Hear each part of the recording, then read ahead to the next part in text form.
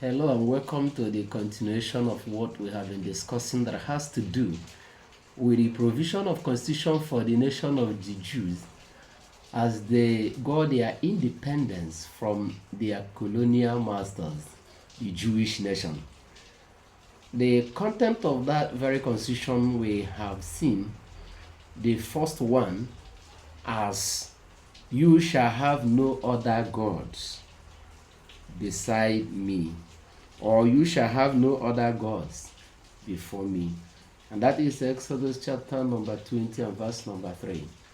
We have taken time to explain one of the reasons why God is qualified to instruct them and never to have any other gods before him. And one of the reasons is that God is the creator who created all things and created all things in a very wise way that no other God could have done better. He equally created man in his own image. Today we are going to continue with the second reason why he deserves to be worshipped alone, why we shouldn't have any other God before him. I have a good friend, and that my good friend happened to get married. In his own way of life, he instructed the newly married wife, as I go out, I don't want you to go and interact with anybody. I don't want you to have any discussion with anybody around this vicinity where we are living. Even in this very apartment we occupy, I don't want you to interact with anybody. He left. The wife, being a jovial person, chose to start interacting with people. But she was very wise that immediately it is time for the man to come back, she would run into the room and pretend as if she has not even come out. This lasted for 3 months after their marriage. And at that very 3 months, that is the third month of their marriage, after getting married, the woman is having a baby. And it has lasted for 2 months. That is to say, she conceived a month after their wedding.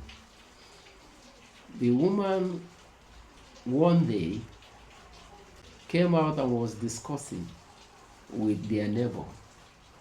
And the man came unexpectedly. He came back unexpectedly. He usually comes back by 6 p.m. But that day, he came back by 3 p.m. and saw the wife discussing with the neighbor. He took the wife inside, started beating the wife to an extent that the beating was brutal. Maybe the emotional, disorderliness, as well as the impact of the beating, the woman lost the baby. She had miscarriage. When the man was accosted by the in-law and he was asked, why did you beat your wife to the extent that she lost your first baby? The man said, I married her. I own her. She belongs to me. That is a man for you. Anyway, the in-laws took a stringent measure to see to it that such scenario didn't repeat again. But permit me to draw an inspiration from this event that happened. When God said, you shall have no other gods before me, he has a justified reason. The second reason I want to present to us now.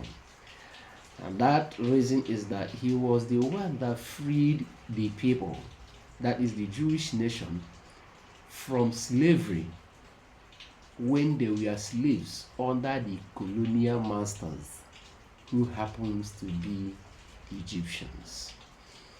He was the one that freed them. having been superlative in his action. As I earlier mentioned in one of my videos, I said that when the Jewish nation were in Egypt, they were suffering. The worst part of their suffering is that they were being used as a mercenary for development of Egypt. They were building houses and estates for the Egyptians. The worst part of it is that any land that is not good, they will be taken into that place for them to build that such environment. They were in serious bondage. It was not something that is palatable. They were crying. They were seeking for one who will come to deliver them. And it happens that time Egypt was was the world power. I would say first world power when we look at it from the Bible chronology, not necessarily from the historic approach or classical historic approach. He did that.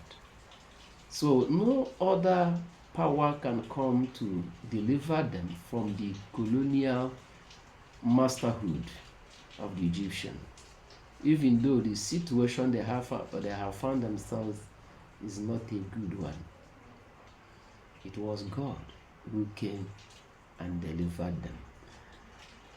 In my next video, I will show you the extent they suffered in the land from the Holy Book. Call me Pastor Elisha, the rising voice in Africa and the reformer with a difference.